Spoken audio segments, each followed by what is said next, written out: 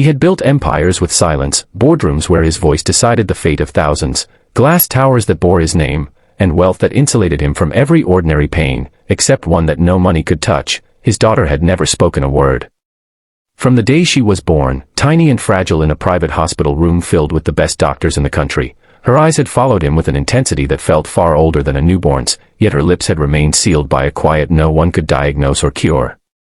Specialists called it selective mutism, trauma, neurological uncertainty. They used polished terms and expensive scans, all ending with the same gentle shrug that told him nothing would change soon, maybe never. His wife had believed differently. She used to kneel by the child's bed every night, whispering lullabies, telling stories, promising the world would hear their daughter's voice one day. But hope, like his wife, had not survived the years.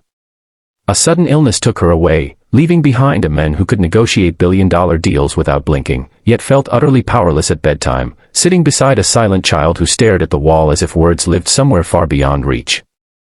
He filled the house with tutors, therapists, toys imported from countries he could barely point to on a map, yet the mansion echoed with a quiet so heavy it pressed on his chest.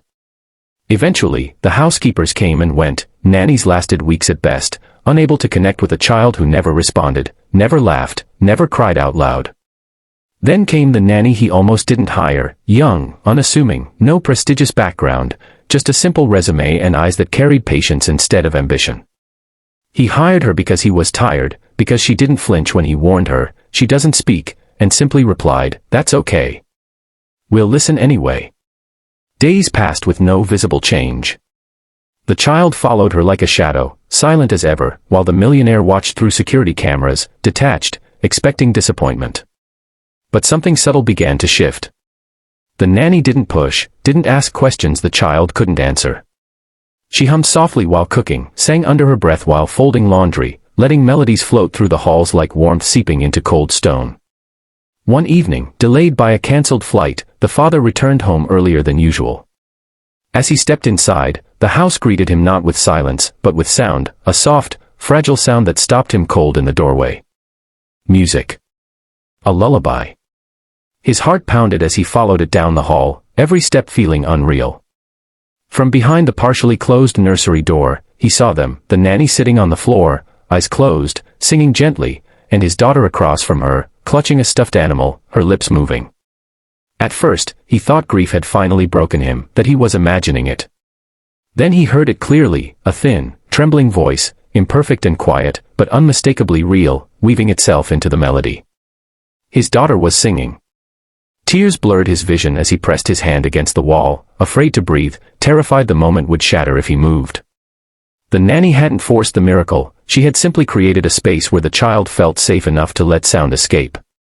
Later that night, when the song ended and the child noticed her father standing there, she didn't retreat into silence.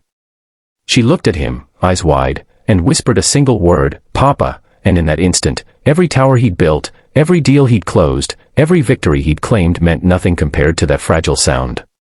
He fell to his knees, sobbing openly, holding his daughter as if she might vanish, realizing that the greatest wealth he would ever possess was not measured in numbers, but in moments like this, earned not through power, but through patience, love, and listening.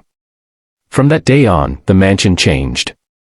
It filled with music, with laughter that came slowly but grew stronger each day, and with a man who finally understood that success without connection is just another form of silence.